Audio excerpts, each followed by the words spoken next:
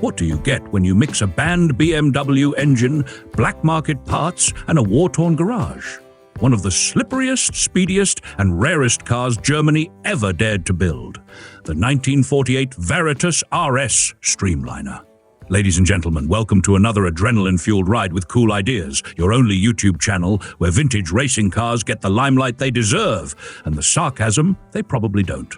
Before we barrel headlong into today's story of German engineering, aero-obsessed mechanics, and a vehicle so streamlined it could cut your electric bill in half, let's thank the real legends, our channel sponsors. That's right, the only folks who think premium content means watching a grown man get emotional over a 77-year-old carburetor. Thanks to our loyal members who, just like my Wi-Fi, are occasionally unreliable but always essential for keeping the show on the road. If you haven't joined yet, consider it. If not for me, do it for the cars. Or the bad puns. Let's set the scene. It's 1947. Germany is rebuilding from the rubble, and three men, Ernst Loof, Georg Meyer, and Lorenz Dietrich, decide, let's start a car company. What could possibly go wrong? So they founded Veritas, right in the French-occupied zone, because if you're going to risk everything, might as well do it somewhere. The paperwork is guaranteed to be complicated. The early Veritas gig was basically like those YouTube videos where a guy buys a broken iPhone and fixes it up for resale, except swap iPhone for BMW 328 and fixes up for transforms into a fire-breathing race car.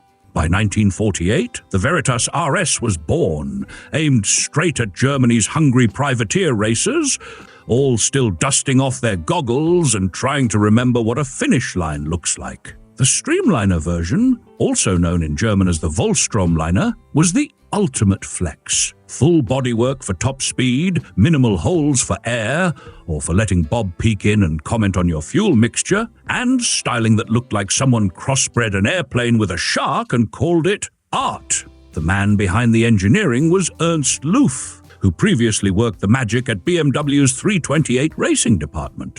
The earliest bodies were hammered together in-house by Kurt Frick. Think of him as the original body influencer.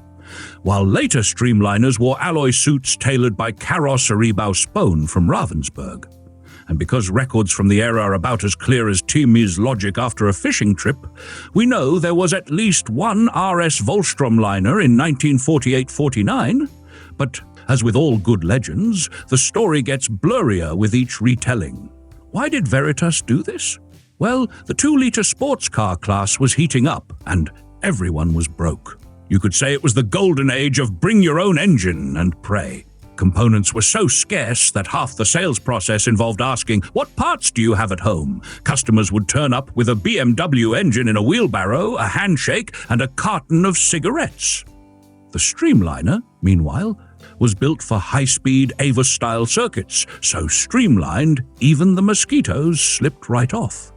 Production was a classic story of optimism versus reality. Depending on which historian you ask and how much they've had to drink with Timim, somewhere between 22 and 30 RSs were built, if you count every variant, rebody, and that's probably a Veritas barn find. Survival numbers are even squishier. Some sources say around 25, but you know how it is.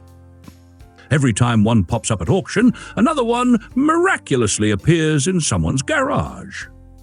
Now let's talk guts, because the RS Streamliner had more than just style. It had one of the sharpest engines in the post-war paddock. Under that slick aluminium skin beat the heart of BMW's M328 inline 6-cylinder engine, the sort of engine that made even cynical mechanics smile.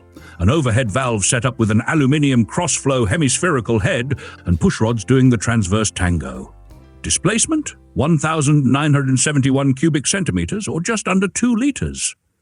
Carburation? Triple Solex JF units, unless you were Timmy, in which case you tried to add a fourth for good luck. Power output hovered around 113 horsepower in standard RS tune, but works and competition builds cranked out up to 135 horsepower, enough to make you the envy of every petrolhead in the beer garden.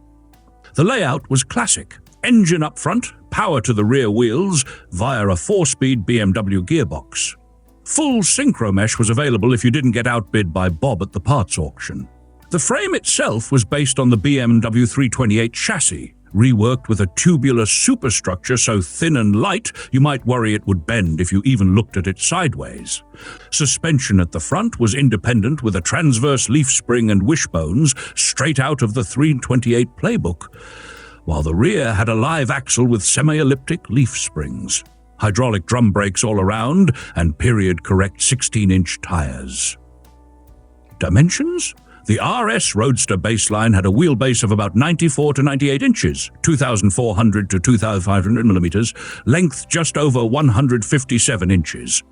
4,000 millimeters, width nearly 60 inches, 1,515 millimeters, and a height so low, just 43 inches. Curb weight in racing trim was impressively low, just around 1,200 pounds, 545 kilograms. This featherweight figure meant the Streamliner practically danced through corners and could outsprint just about anything else in its class. But here's where it gets spicy. Top speed. The RS Streamliner in full aerodynamic dress clocked a verified 128 miles per hour, 206 kilometers per hour, at the famous Jabbeke speed trials in Belgium, driven by André Pillet, who later admitted his main strategy was hold your breath and hope the car doesn't remember it's mostly recycled BMW. Some legends talk about 147 miles per hour, 237 kilometers per hour, but let's be honest, that sounds like Timmy's fish stories. Impressive, but best told over a beer. What made the Streamliner special, aside from its ability to turn heads and spark arguments at car shows, was the combination of that breathing BMW engine and a featherweight body. The unique crossrod design of the M328 meant you got great airflow without needing the complexity of overhead cams. The alloy body wasn't just for looks, it sliced through the air, making the RS a real contender in the 2-liter class. Comfort was traded for speed, and as for amenities, well, let's just say if you wanted air conditioning, you opened your mouth and hoped. All right, the part you've all been waiting for. The price! In 1949, if you managed to land the racing version of the Veritas RS, the cost hovered around 12,000 Deutsche Marks. Fast forward to today, and that's equivalent to about 37,000 euros or $43,000. A small fortune for a machine that could leave government limousines gasping in its wake. The highest auction price ever recorded was 668,000 Swiss francs. That's about $570,000 to $650,000, depending on how Bob's feeling about exchange rates, at the Geneva Classics in 2007. More recently, one sold for 432,500 euros, $450,000 at RM Sotheby's Munich in 2024, and another changed hands for $168,000 in Miami, though it came with a few character marks, which is fancy auction speak for Team Me borrowed it for a weekend. But before we wrap up with those numbers, let's just take a second to appreciate the Veritas RS Streamliner. This car is proof that sometimes the best things are born out of necessity, shaped by imagination, and held together by a combination of stubbornness and borrowed BMW parts. Sure, it wasn't perfect. Yes, the production numbers are about as reliable as Bob's weather predictions, but it stood for ingenuity, daring, and the sheer thrill of racing when everything else seemed impossible. And if that's not worth a round of applause, or at least a slow clap from your neighbor, then what is?